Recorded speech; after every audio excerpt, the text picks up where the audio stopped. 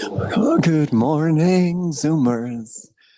I hope that you are well. This is my Zoomer song. It's ended there, actually, because it could go on, but it shouldn't. I hope you're well. I presume you can all hear me okay? Yeah, great. Thanks, Des. So, as many of you are already, I will go with the flow and we will start laying down. So, laying on your back with your legs bent, soles of your feet on the floor.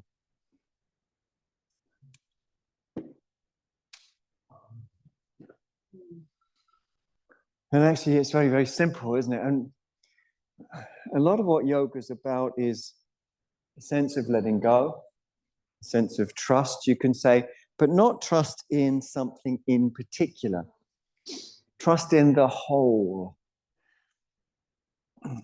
Our problem, our undoing comes when there's a sense of trust in something in particular, something that's part of a field that's forever changing. So if we have trust in a point of view or an opinion or in a person always being a certain way, or our bodies always being a certain way, then that's misplaced trust because everything's shifting and moving in codependence with everything else. But if we have trust in the wholeness of the moment right now through our breath, taking a deep breath in and taking a deep breath out, and letting a few more of those deep breaths come to us, the wholeness of the moment.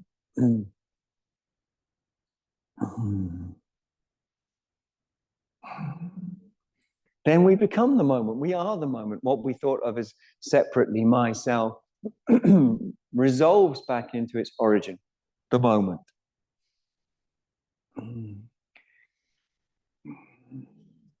In that resolving back into the moment, we can surf with the moment, just like a surfer and the wave become one.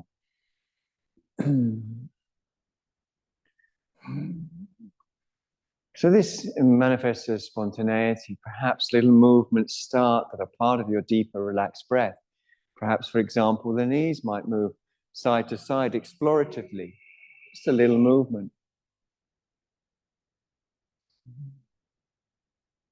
Or even movements that are even more subtle, like just a movement of release in the lower back.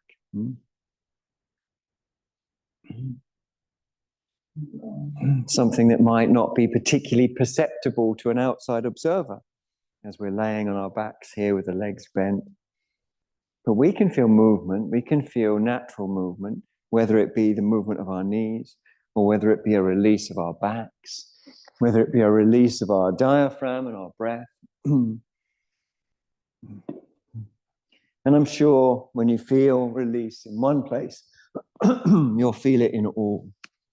You'll feel it in your mind as well. All you need, I think, all we need is the confidence, the reassurance that letting go is the path to peace, is the path to wisdom, is the path to power, true power. Now, when you're ready, pop your hands behind your head, fingers interlaced. Keeping the legs bent and breathing easy. Observe relationships between breath, trust, letting go. Remember, we're not being asked to trust an institution, a religion, a point of view, or anything else that's subject to change. Our own bodies, our own emotions even. But instead, the whole of it. And I've mentioned so many times that St. Augustine's great advice is, if you want to know the whole of it, which is like an ocean, endless ocean, throw your cup into it. So let go. I'm just encouraging us to trust the letting go rather than what we usually trust, which is clinging. We usually think, I cling to this or I cling to that.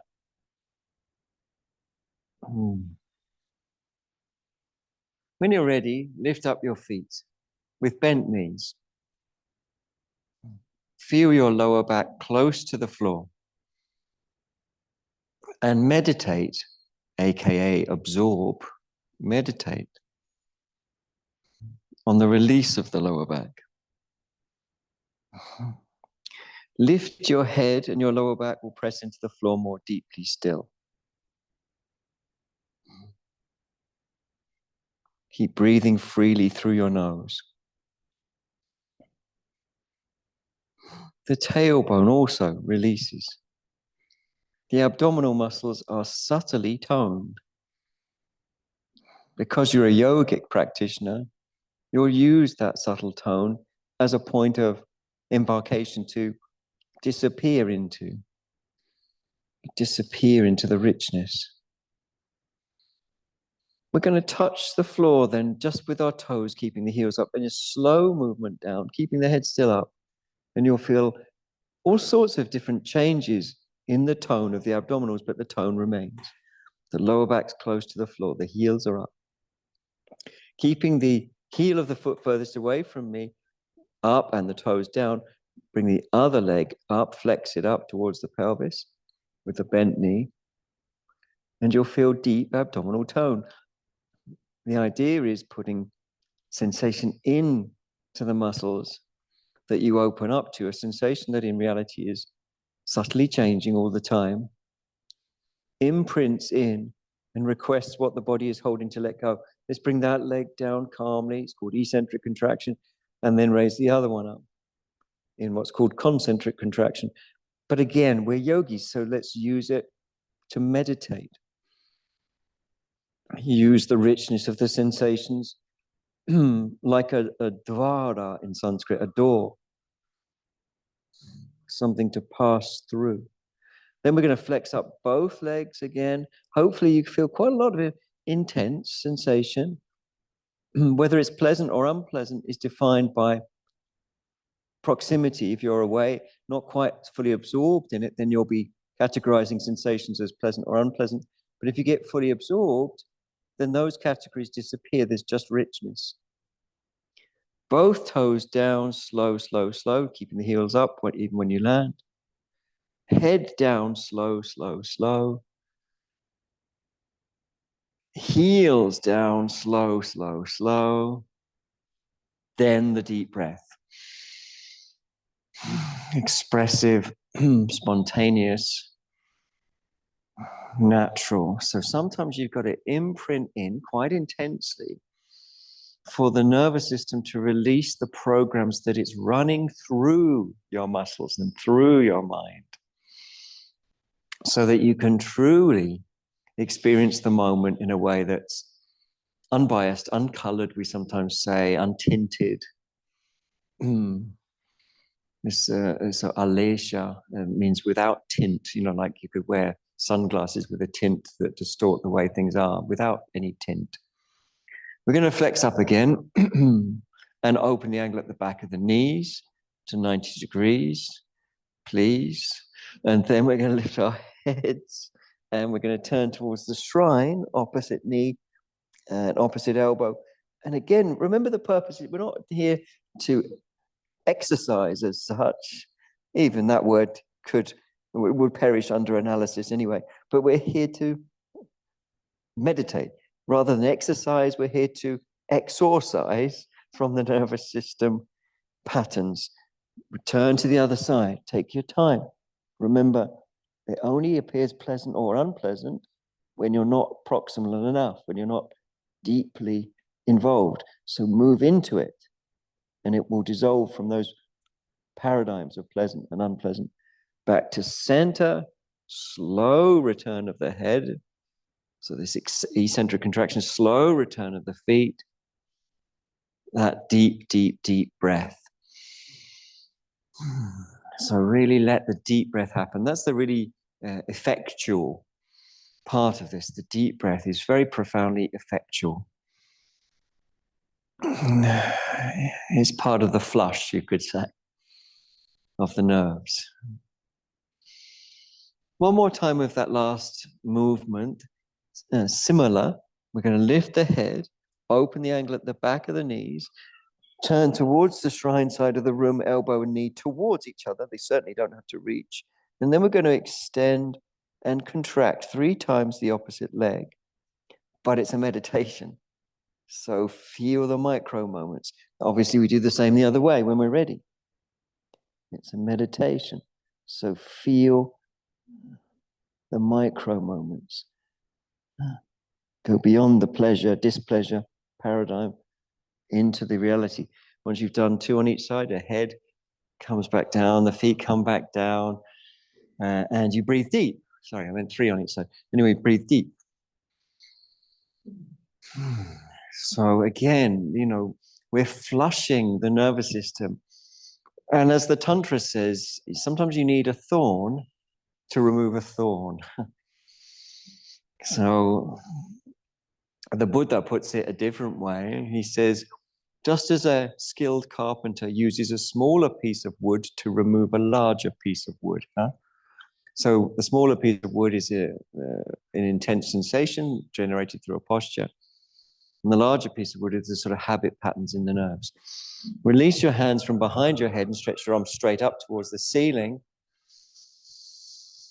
Perhaps homaging the blue sky above, ignoring the seagull splats, and, and then lift up your feet, open up the knees, so you're laying on your back in a sort of Kafkaesque kind of position on your back, and taking a breath or two like that, wagging your tail if you want to, swinging the legs if you want to, moving your feet and fingers if you want to. It's spontaneous. Yoga, we start to understand, is not about preparation or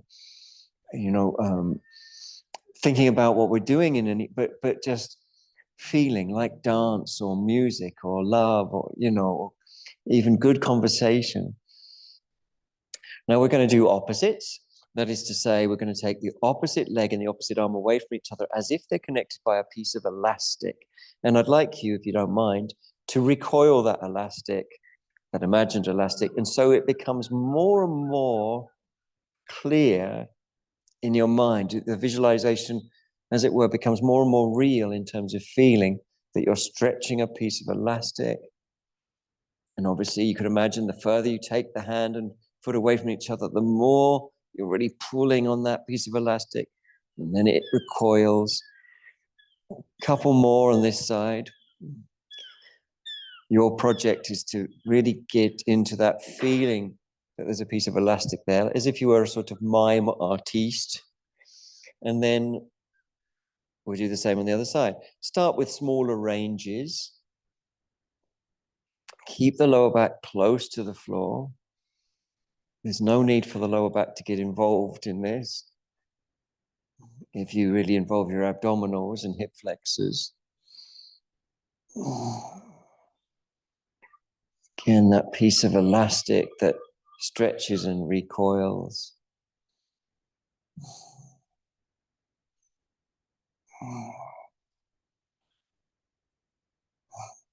Again, if you're not close enough, then you might get into pleasant, unpleasant, like it, don't like it sort of thing. Good for me, not good for me. Polarities. But get closer, and I promise you, they melt, they disappear. That's difficult if you're in the polarity of, unpleasant thing is unpleasant, to want to get closer, but it is the solution.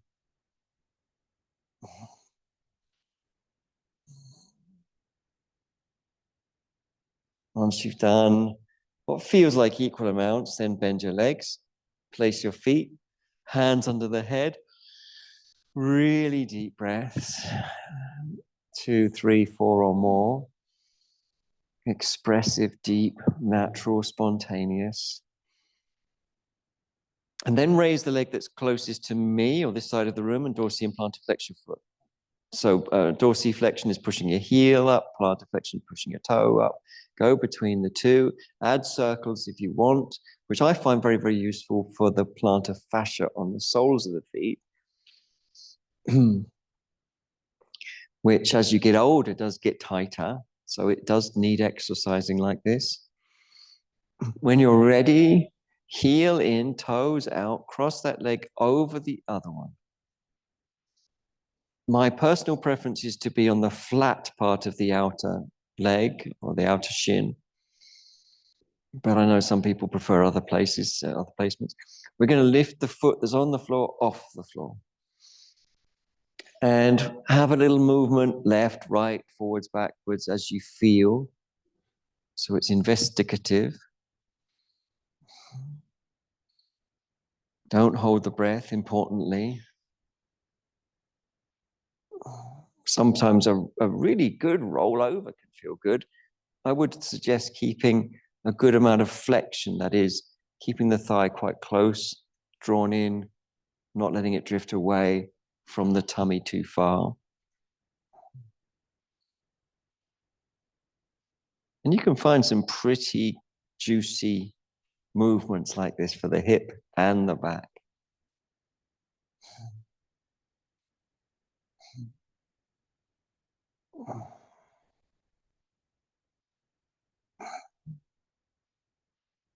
When you've had a sufficiently groovy time, then we release and place that leg down. And I bet you'll want a deep breath. I do. Let's take a few. So still every week, I think I must get that t-shirt printed. It's all about the breath, it should say on it. And then every week I go home and I get caught up in something else, painting the back doors, watering the tomatoes at the front of the house, and I forget until I get back here again. But it would be great. It's all about the breath. Let's raise up the other leg in that spirit that is all about the breath. And again, dorsiplantar, dorsiplantar, dorsiplantar, flex the foot. You can circle if you want, half circle. Maybe you'll feel that there is some movement that takes place across the sole of the foot. And that is beneficial for the simple reason that movement is beneficial. We can list the reasons why that is. We're going to turn the heel in, toes out, cross that leg over the other. Of course, I've listed many times before why movement is helpful: the hydration of the myofascia, the melting of extraneous myofascia, the circulation of lymph, the circulation of blood, and so on. And from a yogic point of view, the negation of habitual modes of movement. Lifting up the foot that's on the floor when you're ready. And again, play with that, whether you move left or right.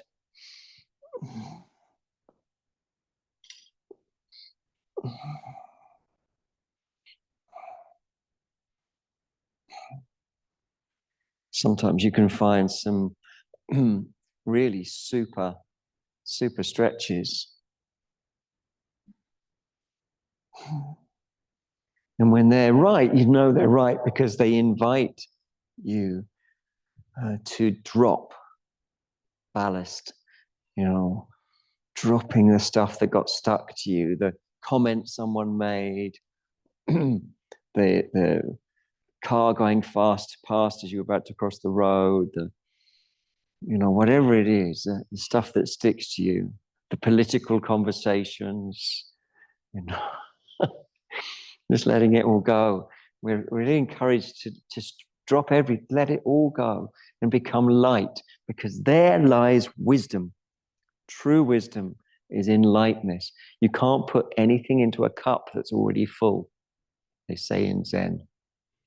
Okay, release when you're ready. Both feet down. Let me hear a deep breaths, or several deep breaths. You got it. Homaging the beautiful moment I had on, when was it? Tuesday. Was it Tuesday? Tuesday. When, as painting, I was painting the back doors. That's the kind of thing I tend to do. I'm quite hyperactive. So I was painting the back doors. And as I was kneeling down, painting the lower part, in front of my eyes, with a peculiar gait, a woodlouse passed by my eyes. And I thought, why has that woodlouse got such a peculiar gait? I thought, walking funny. Suddenly, the woodlouse gave birth to around 35 tiny little woodlice right in front of me. I know, they were so cute. They were micro little, teeny. Anyway, in homage to that wonderful moment of witnessing a birth right in front, I felt very honored.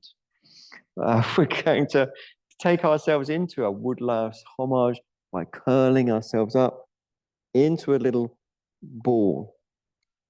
Now you notice a lot of these this morning so far have been about abdominal imprint, that is toning the abdominal muscles to challenge habit patterns. And we know in many traditions that the abdomen is seen as really a sort of center point. And of course, now we have various gut theories, gut-brain relationships, and so on. So we want to really press in, really curl up. And that will purge the abdomen of habit patterns as you come down, feet down. Everyone takes a deep breath.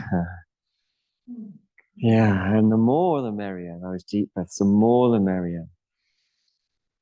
Finally, releasing the hands from behind the head, we're going to roll over to face towards this very, very Buddhist shrine, as you'd expect there to be a Buddhist shrine in the Buddhist center. And we're going to support our heads with our hands, extend the bottom ribs, and take a few breaths.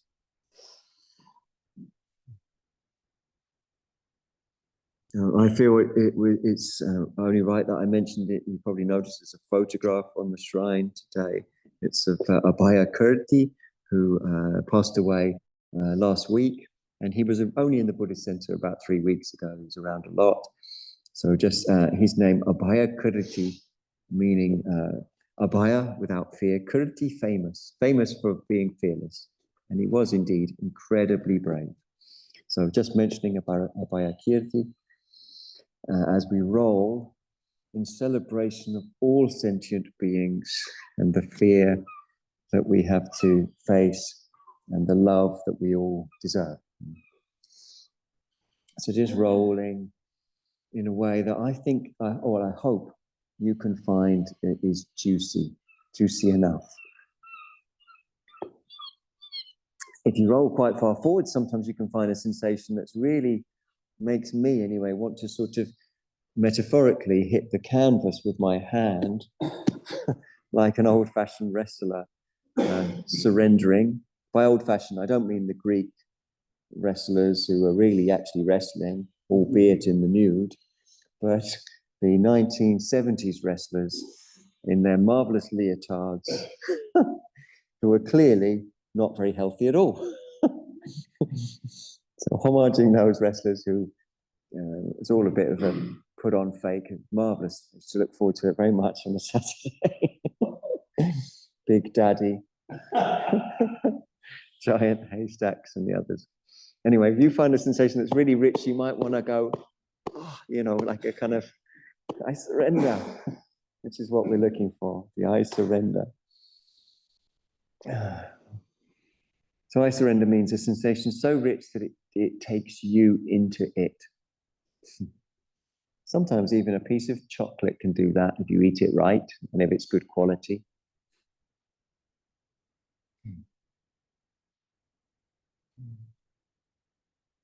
Or just a moment in the morning sun, when the morning sun kisses your skin. Sometimes you surrender into that, don't you? So we're looking for the same sort of surrender, exactly the same. Okay. Drop your head, draw your knees up, come up from the side, cool like what a cucumber is if it's just been recently removed from the refrigerator. And then laying on your side. Perhaps you've taken it out of the refrigerator to put a couple of slices on your eyes. Refreshing. Quite fancy that actually now. I might do that later. Rolling forward and backwards. Looking for Tatparam. Tatparam Purushakya Teraguna Trishnam is Sanskrit.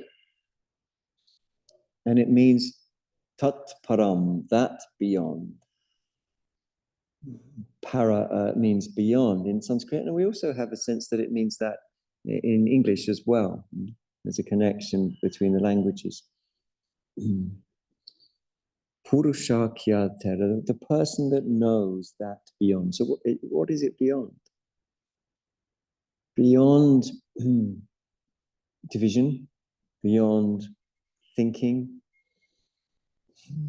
beyond us and them, you and me, here and there, good and bad, any division. Beyond division, there is this undivided field called Prakriti. And that's what yoga is always pointing to, the undivided field called Prakriti. And that's what I was talking about earlier when I was saying, we don't trust particular things in the field, we trust the field as a whole. Because within the field, things arise and pass. If we trust the field as a whole, we see it's impersonal, completely impersonal. As sapiens, we quite like to find the person who's to blame for whatever, but the causes are infinite in reality.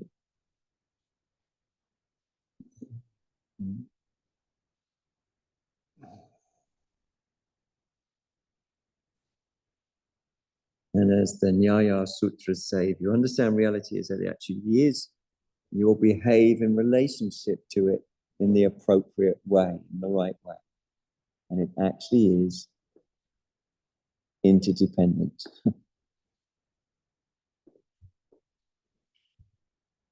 To find sensations that take you into that interdependence, find richness, find intensity, find something that's going to suck you in to it.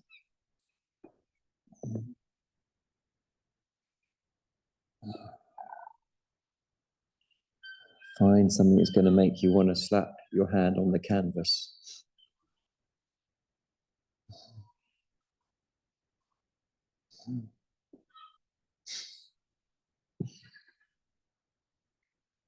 Okay, super duper. Head down, knees up, come up from the side. Ubhaya Padangusthasana. So hold your big toes. I'm just checking that everything's well on the Zoom. Looks like it is. Just checking everything. So hold both your big toes with your index finger and middle finger. Everything's fine. You guys can hear me okay and stuff still. Just thumbs up for you. Yeah, correct. Okay. Just checking. Once you're holding your big toes, see if you can make a loop rather than a hook. In other words, wrap round until there's a real bind there, a real sort of solidity and stability, actually. Then when you've made a loop, there's a certain calmness to that, stability. So maintain that loop and lean back. Your feet don't have to lift far at all. They could just be a little bit levitated. A great chance to massage your buttocks, which is hard for you to do. You can't really do it with your own hands, and it's hard to ask somebody else to do it without fear of possible misunderstandings or complications. So it's quite good to do it yourself, I think. And so you move left and right and so on. And then you could extend a bit if you want. It's all about meditation, meaning, it maybe more is more meditative or less is more meditative, more extension or less extension. Only your breath can dictate it. Thinking, as you probably noticed, doesn't know anything.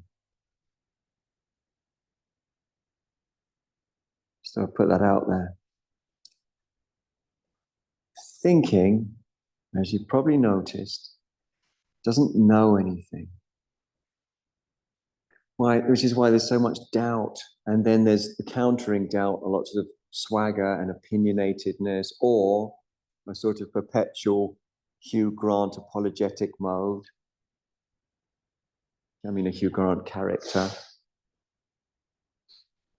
Hugh Grant, of course, in my opinion, is in his heyday since being in Paddington and then being an Oompa Loompa. The best things that he's ever done.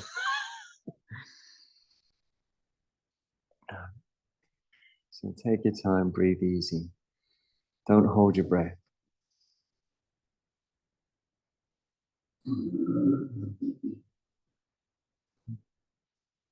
So your breath tells you, rather than thinking, your breath tells you.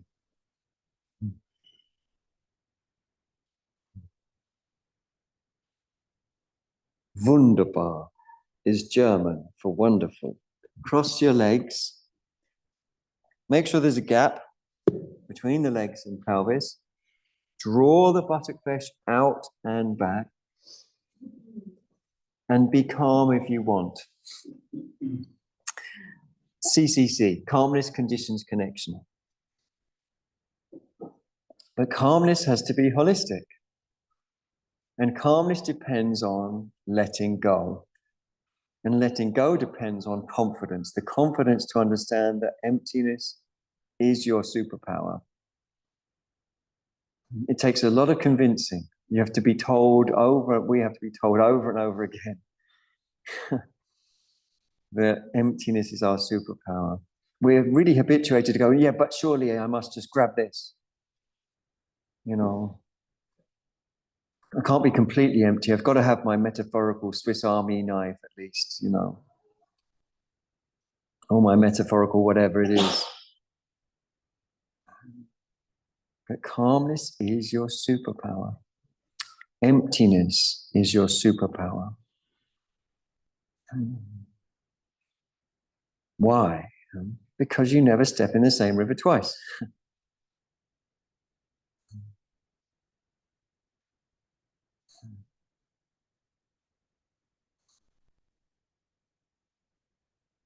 Nagarjuna says you never step in the same river once, simply because there is no river. And that's not being silly. It's not Nagarjuna, you know, like silly Nagarjuna. Of course, there's of course things exist, rivers, trees, mountains. But ultimately, the ultimate nature of the river is interdependent. It's not permanent, it's changing. And what is it anyway? Is it the water? If the water stops flowing, it stops being a river, it becomes a lake. Or if it flows less, it becomes a stream or a brook.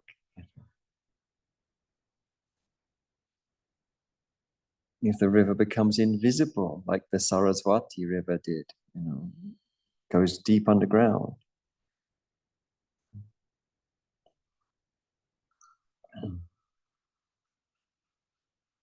The river is codependent on the rain, on the sun, on a myriad factors.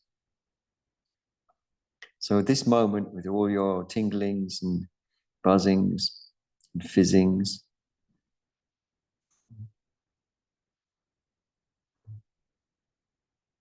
it's just that, buzzings and tinglings and fizzings. But the thinking mind, that presumes it must be something.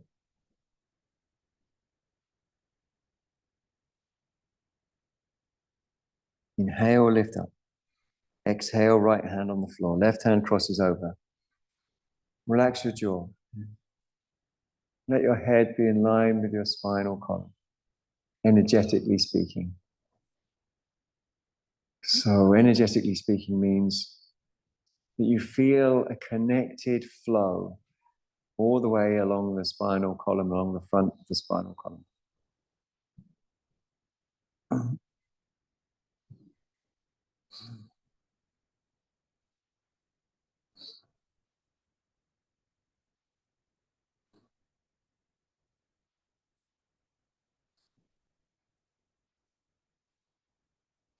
The mind has a habit, a tendency to grasp.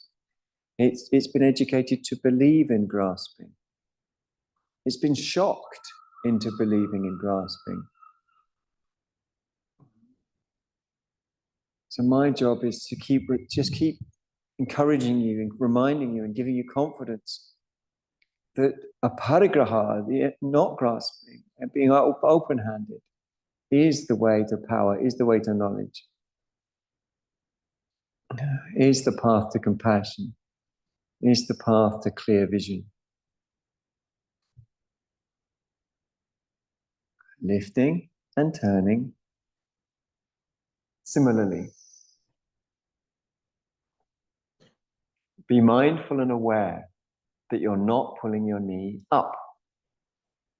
That would indicate one of the three grr modalities. What are the three grr modalities? Gripping, grasping, and grabbing. And yoga should be empty of the grr modalities. In fact, aparagraha comes from the root grr, which means to grasp.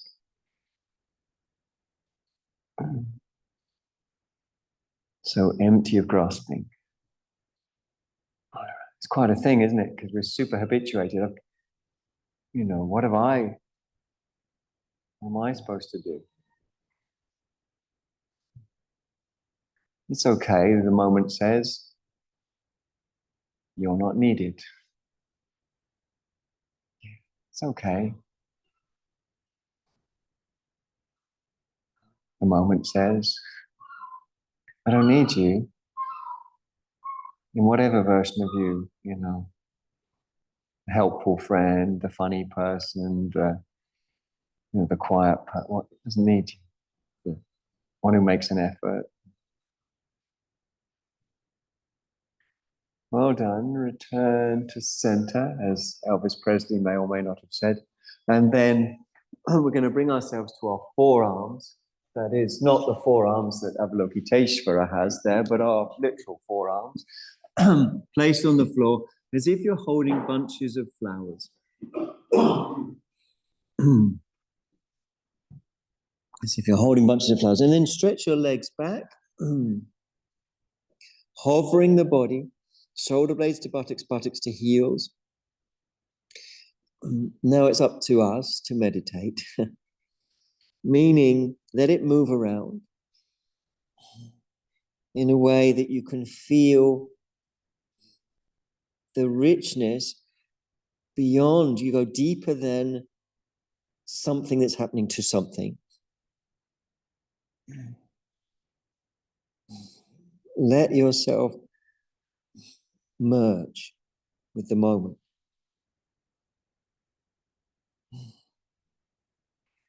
Trembling's fine, by the way. Well done. Knees down, hands down, bum up, Adho Mukha Svanasana. Down face dog position. Push up and through. There are many ways that might be useful for you to push up and through. You might move your pelvis left or right. You might bend and extend your knees. Finding different ways to play with it. You might stretch the heels backwards, feeling simultaneously that the back of the thighs travel forwards and the front of the thighs travel up. It's something you'd have to experiment to understand that instruction. The heels go back at the same time as the thighs going up, at the same time as the back of the thighs going forwards. It's subtle and it provides a foundation. If you did get involved in that particular instruction, it provides a foundation for you to then stretch forwards from the groins to the armpits.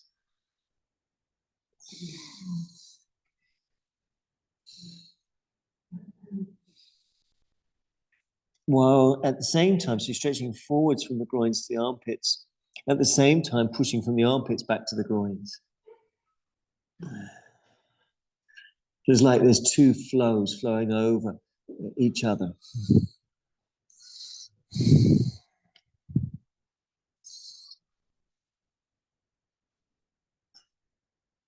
I'll use the German again. Wunderbar. Down you come. Extend your legs out. Have a belt nearby. Everyone got a belt? Anyone not got a belt? I can bring it. Everyone got a belt? Anyone beltless? Good. Okay. Extend your legs out. At home, I presume you've got something you can use as a belt. Maybe if you've got a yoga strap or a yoga pata, sometimes known as a patika. That goes around the balls of the feet. Buttock faces drawn out and back. You can sit on a block if you want. Arms straight, so the right amount of slack. And then we're going to pull the pelvis upright. So we pull on the belt. So if your pelvis is collapsed backwards like this, the first project, and that's because the hamstrings are a little short, the first project is to stretch the hamstrings by pulling the pelvis to the upright. And of course, the back will follow. If the pelvis comes upright, the back will also. So that's project number one, and that might be the whole in the project we focus on for today. If the pelvis comes to the upright, project number two would be, or is, driving the back of the body in by pulling on the belt, but at the same time, pulling up through the front of the spinal column. I was made aware a few years ago on a retreat I was teaching in Scotland that not everyone can visualize. And, it really surprised me, because for me, everything's very, very clearly visualized. And it's really just that bridge between the conscious and the unconscious mind. In Buddhism, they call it the Sambhoga Kaya. So if you can't visualize, then instead just get into the feeling. Back of the body forwards, suck your tummy in, feel your thighs pressing down. Not so much as a mechanical instruction, but more in relationship to you lifting up. And if you can visualize the spinal column as you take those actions. Visualize the large lumbar vertebrae, the bones above the pelvis, below the waist. Sorry, above the pelvis, below the ribs. So those 5 lumbar vertebrae are very large, and they stack one on top of the other. And they naturally have a lordosis, an inward curve. But then you can also pull up along their front face.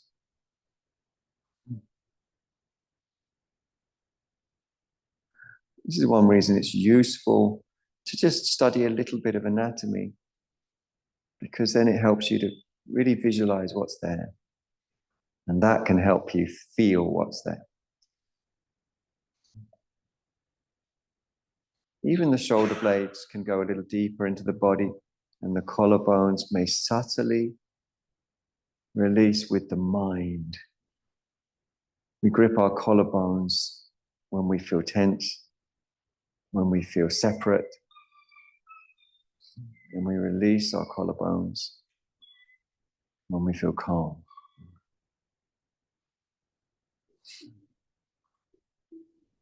Great. Okay. I love Dandasana. That's the pose we're just in. We're going to release out of it, and we're going to bring ourselves up to a standing position.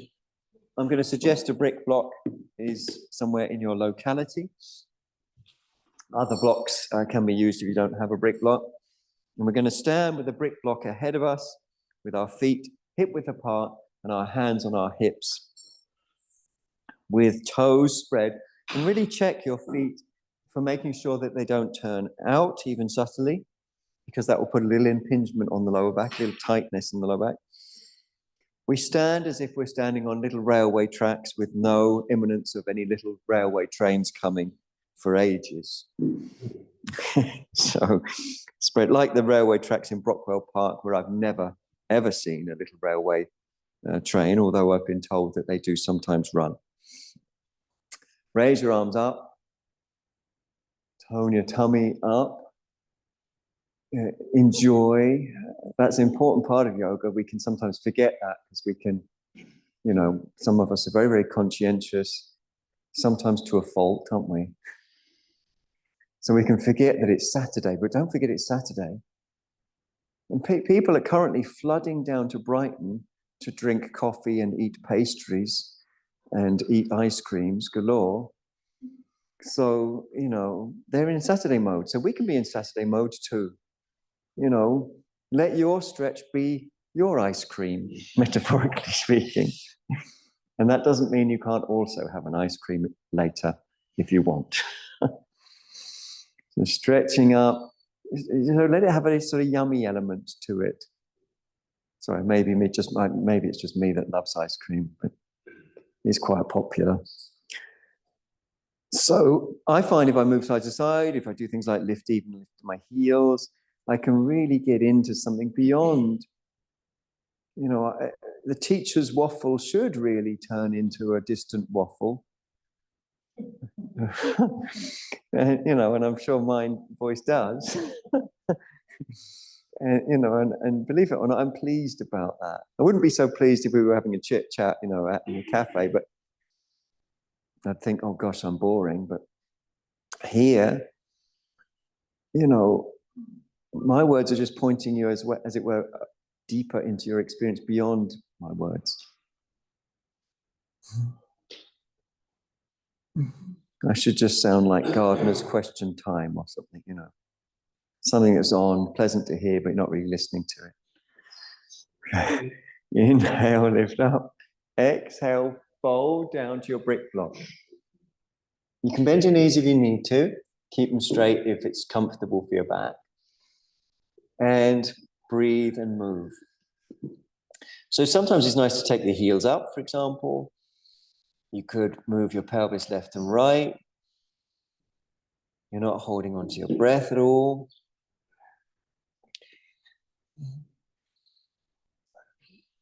For me, something cellular goes on in the movements.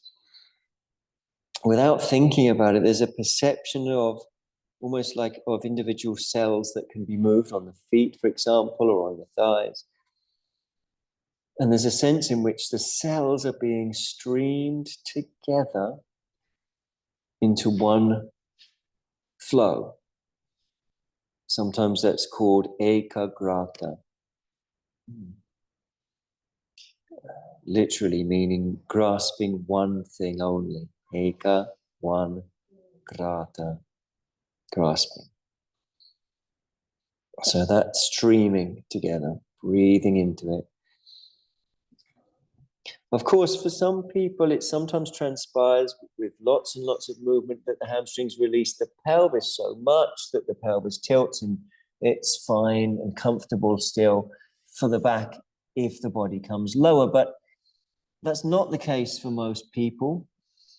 For most of us, we're better off staying with the brick. But just in case there's one or two whose hamstrings are very, very loose, you can, of course, use the block lower, or you can remove the block, or you can even, in some cases, it's comfortable to even put your head on the block.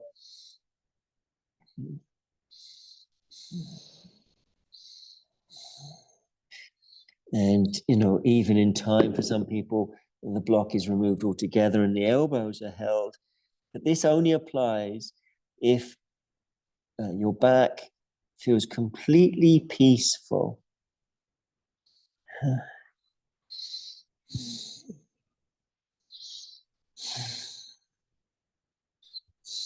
Deep, natural breaths.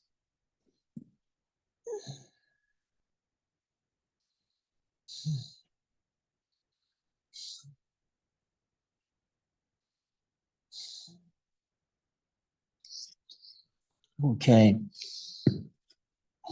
Bend your knees. And if you find it useful, even let your feet come a little wider. It's even fine to let the toes turn out because we're going to start coming down to a squat. Now, if that's difficult for your knees, you can take a block and squat on that, or even a stack of blocks. Like I've just moved my block to squat on the block, or even more blocks. You could have several, or straight down to a unsupported squatting position with the arms on the inside of the legs.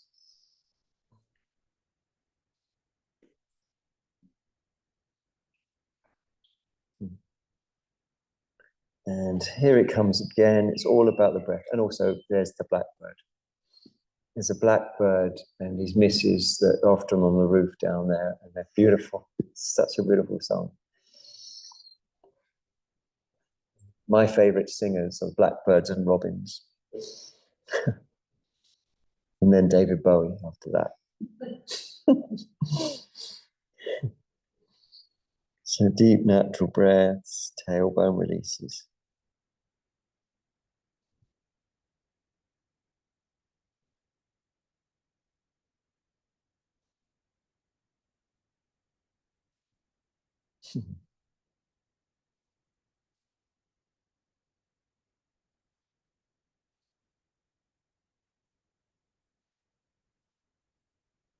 Well done, one and all. We're going to come out whichever way we can. That works. That may work. Yeah. And then we're going to lay on our back, which I know you're going to be ever so pleased about. So lay on your back when you're ready. Have your belt nearby. If your head tips back, have a block under your head. And breathe through your nose if you can.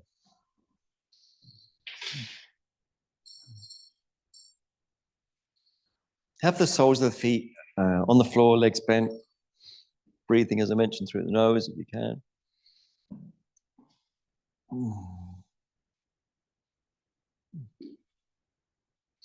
Well, just before we come into the pose that I planned, we're just going to do a micro exercise, which means hands underneath your head, fingers interlaced.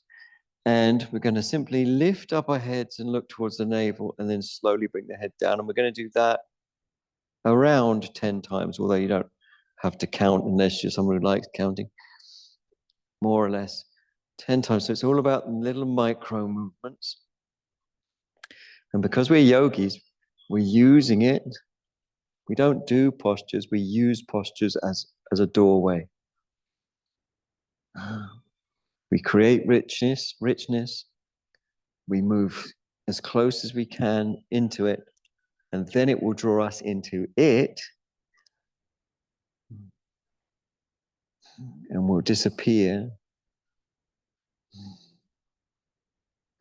into the richness. Just micro movements, around 10.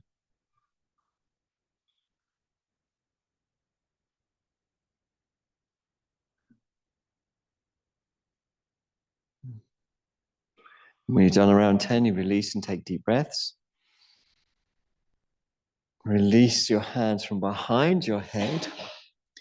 Take said belt and bring it around the ball of the foot. We nearly always bring it around the front of the heel, which is a great position to place it.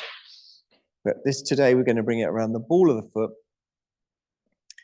And I'd like you to precision place it, meaning that the way you place it almost feels as if you're placing cells, cell by cell.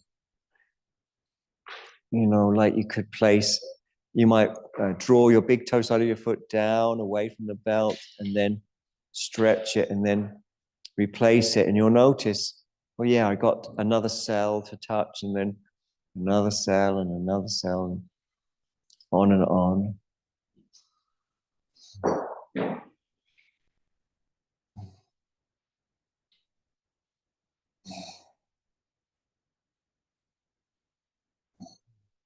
Relax your neck. No need for tension there. Relax your lumbar.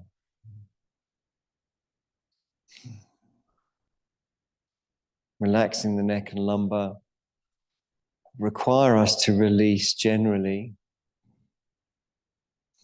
for us to drop ballast. Flex up your other hip, lift up your other foot. Keep dropping ballast. You can almost imagine sort of shedding karmic particles. In Jainism, they call it karmic dirt. You know, it's like you've been out all day and you kind of pick up, like you get a bit grubby. Maybe you've been out in the city, like you've been to London or something, and you feel like when you get home, you want to wash off some of that dirt. You want to have a shower. Well, yogic cleansing is cleansing karma. Karma is simply the effect of living in the world and interacting, leaves imprints in the nerves that we want to purge so that we can approach the moment which we've never met before, open, ready. You know, you're ready because you're open. You're not ready if you're preloaded. We're going to extend the lower leg to about 45 degrees relative to the floor. Meditate on subtle change. I quite like lifting my head as well. It brings a little bit more abdominal awakeness.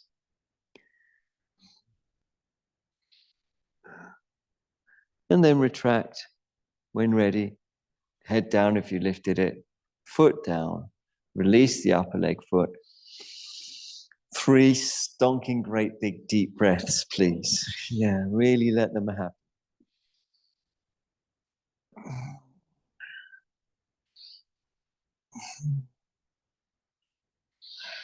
Staying in that relationship to the breath.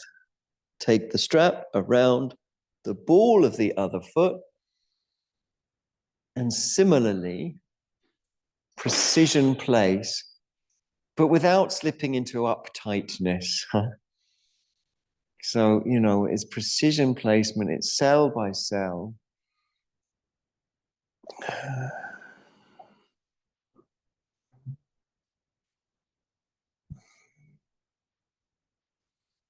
I often, I like to keep the little toe side of the foot on the strap, but I pull the big toe side down. Sometimes it's just the little toe only that's left. And then I spread the toes and replace. And I do that lots of times because I can really feel, perhaps you can really feel if you do that, the foot spreading, the cells coming together.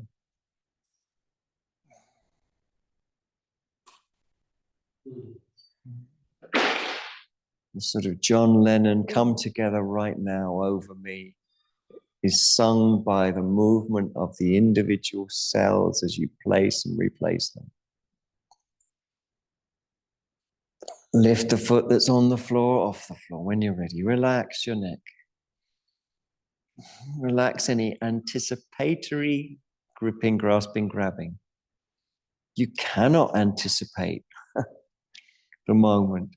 You can project onto it, and then that becomes confirmation bias, doesn't it?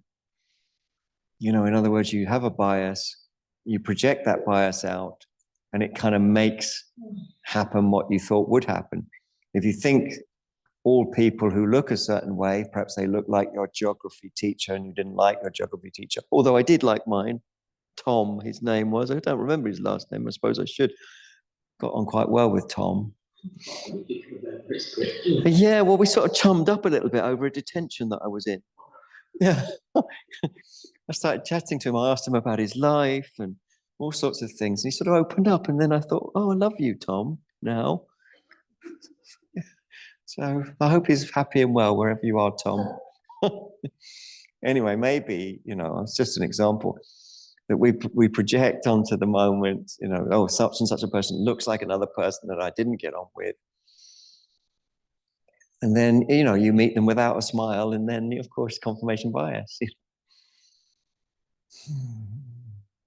Extend your lower leg to about 45 degrees. Lift your head if you want. Let the imprint be meditative.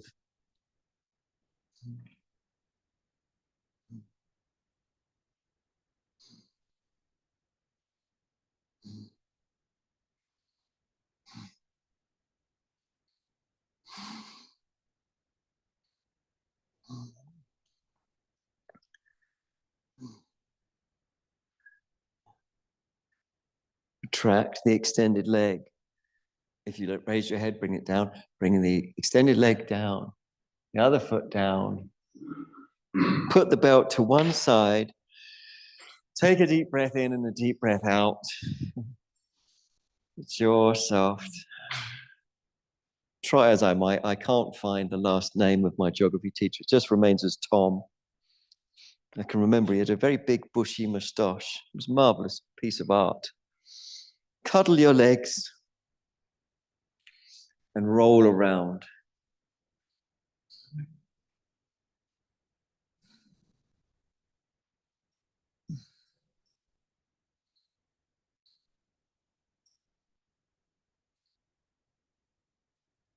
See if you can find some sensations that are absorbing, that you can disappear into, that you can breathe into.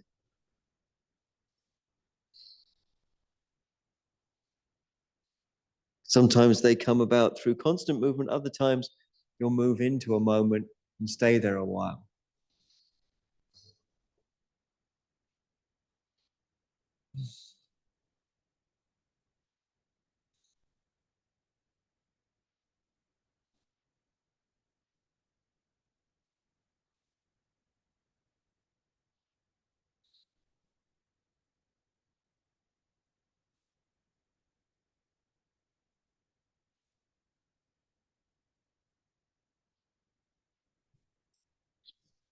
Releasing and returning to center.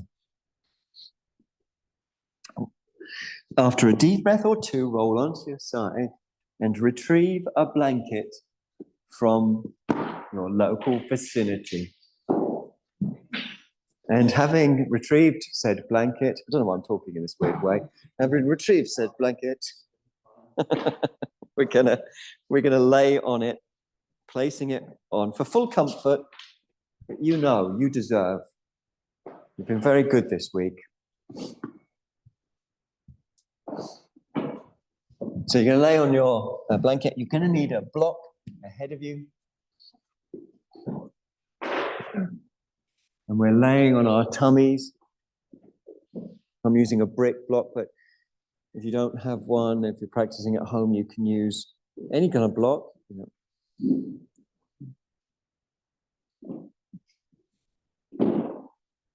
The elbows either directly underneath the shoulders or probably even better, a little forwards of them, because that gives you a little traction then. And then use that traction, that pulling back on your forearms, to stretch your tummy and see if you can get some stretch going on in the left and in the right and in the middle. And sometimes you can feel even right down to the groins, the thighs, you can feel the stretch. If it's difficult, if you've got any difficulties with your back, have confidence that this is a very, very, very useful, even though it's sometimes challenging, for mitigating problems in the back. We're also going to stretch the legs back. Understand that when we stretch forwards in the tummy, we're stretching one end of a muscle that we're stretching backwards when we lift the legs. Same muscle. The psoas. So keep stretching with that in mind. I'm stretching my legs to stretch the lower end of the psoas, which is attached to the inner thighs. And I'm stretching my chest forwards to stretch the upper end of the psoas.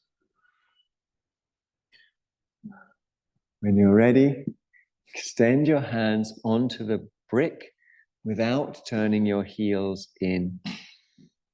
And meditate.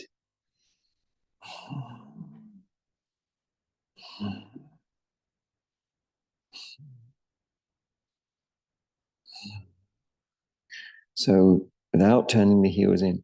And then we're going to just raise the legs without turning the heels in. Doesn't have to be much at all. Just raise the legs a little bit off the floor. The main thing is to not turn the heels in. Some people might find that they lift higher. That's fine. Lifting the chest or legs or both. But it should always be serving this sort of meditative awareness rather than any other drivers in the system. And then coming down calmly, one hand on top of the other, rest your head on your hands and properly huff and puff. And really let go, really let go. So there's the invitation. All you got to do is say yes. And actually, it's like an amazing invitation to a dinner party when they're not just saying, "Oh, would you like to come round on Saturday, the whatever of whatever?" But they're saying, if you say yes, they arrive at your house with a palanquin for you. They pick you up, they carry you all the way to their house, carry you in and carry you back. It's made so easy. There's a travelator once you get in their home that travelates you to the table. So it's the easiest thing. All you got to do is say yes, everything else takes care of itself. Come up onto your elbows again, stretch the tummy in a way that you find interesting and that perhaps you can really enjoy getting some stretch right down deep into the deep belly, into the groins. into the pubis, into the lateral pubis. Of course, the pubis is the name of the part of the hip bones, and it's the front of the pelvis. Stretch the legs back as well as the tummy forwards. I think it'd be great if we can connect those two feelings. Legs back is connected to tummy forwards. And of course, it's up to us to concentrate. When ready, hands on brick. Avoid turning the heels in, tempting though it may be. Raise the legs up, doesn't have to be high. Avoid turning the heels in. Breathe through your nose. If it's meditative to lift higher, I'm not going to stop you. You can absolutely do that if you want, but for most of us may not be. So for some people, it's meditative to tilt the block and to really lift the chest. For others, just to float a little way above the floor. Just keep reminding those heels not to turn in. Well done. Come down calmly, one hand on top of the other. Head resting, huffing and puffing. Really letting go with the breath.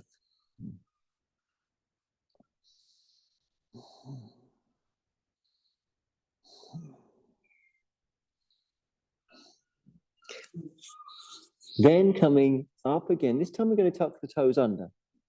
And with the toes tucked under, if you push your heel back, your leg will lift and stretch back. So you just, toes tucked under, heel back, left leg lifts, and you stretch it back from the groin. Several times. And then you come up onto your elbows and stretch the tummy. In other words, use traction. And this is a really useful, and it's enough. There's a whole book written about how this can help alleviate back pain just by sitting up like this. But some of you might feel comfortable to reach back and hold the shins, ankles, or feet. That's another option if you want. One is encouraged to hold as low down towards the knees as you can. So shins if possible, ankles if not, feet if not. And to lift if you want. So either way, it's good for your back. Back of the body towards the front of the body lifting. Chest up. Breathing through your nose.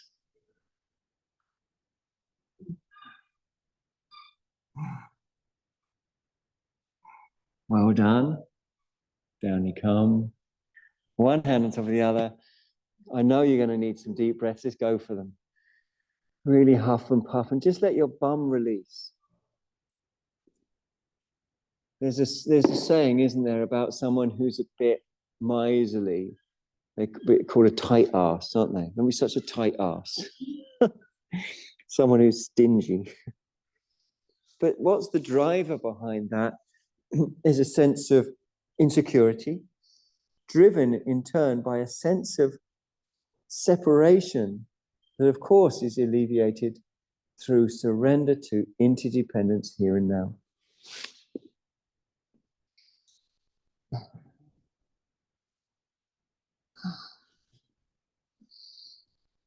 Now, my next big birthday in a few years' time will be the 6-0, and I presume that you're all clubbed together for that one to buy me what I've been pitching for years and years, a giant spatula, so I can flip my students over when they need it, which is now. So you can just imagine it for now, that I'm flipping you over onto your side, and then come up from the side. Oh, Jim, where's the spatula? I need you with the spatula. Come up from the side, and we're going to come straight into Shavasana. If your back still feels a bit tight, don't worry, that's called muscles working. So you can lay on your back but with bent legs, and the back will alleviate that way. You can even have your knees knocked together. Sometimes people panic a bit when they feel muscles activated, but it's just that, it's muscles activated.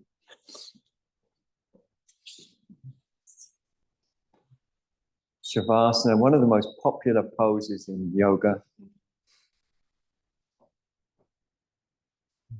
And it's important to start right. That is to say, legs not too wide, arms generously placed.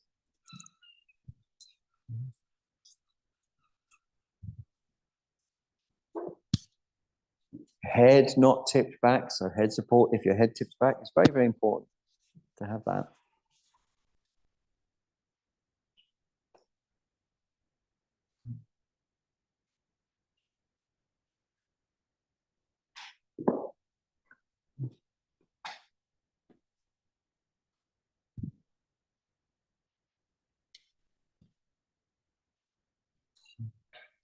And of course, the eyes are closed, and the steadiness of the eyelids on the eyeballs gradually slows any movement of the eyeballs, which in turn is related to movement of the mind. And as the mind releases, we feel a release through the optic nerve to the back of the skull.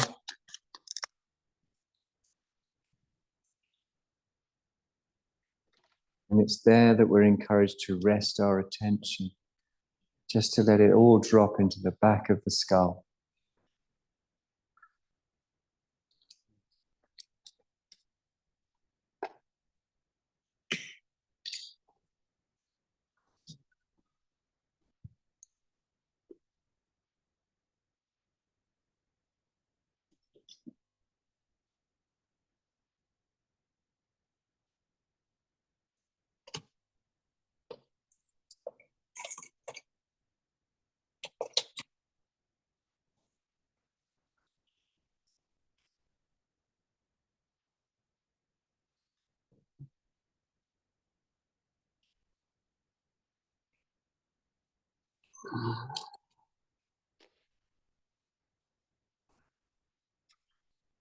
Abiding and resting in the back of the skull.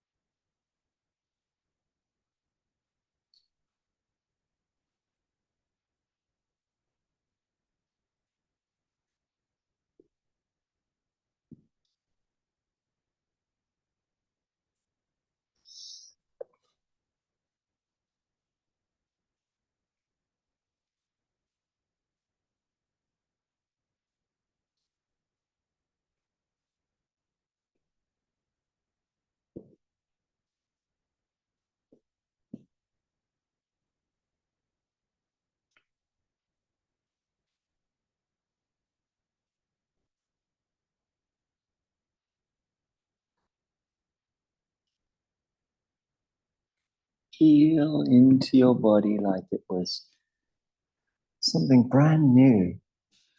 Move your fingers or toes or both, wrists and ankles in ways that are investigative, meditative.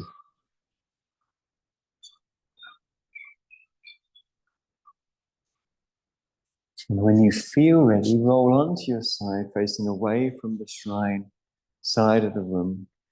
with knees drawn up and tummy soft.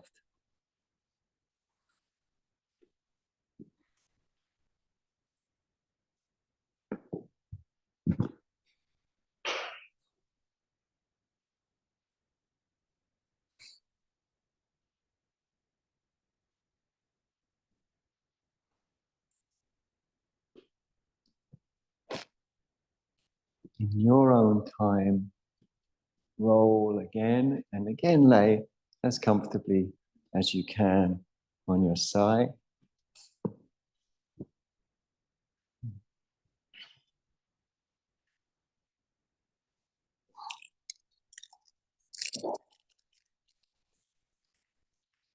And turning the face towards the shrine side and coming up from the side of your body, using your arms to assist your ascent. Bring your hands into a prayer position.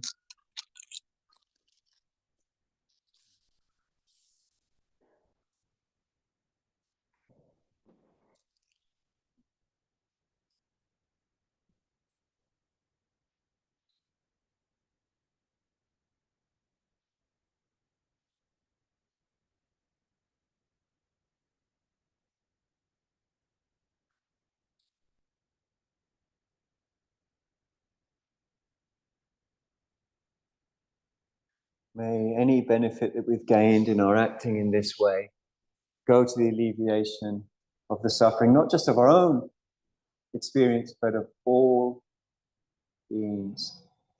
Om.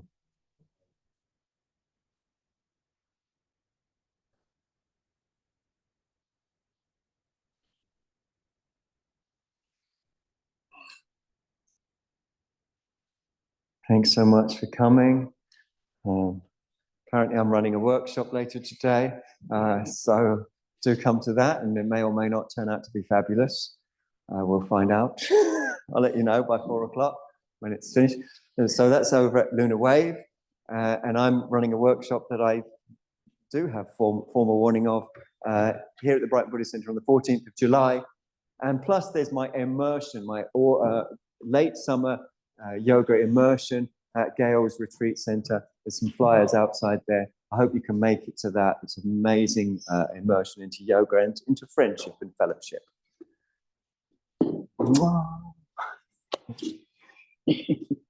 Thanks so much for coming. Love you, love you, love you. Thank you. Thank you so much. So nice to see you. Bless you. See you soon, I hope.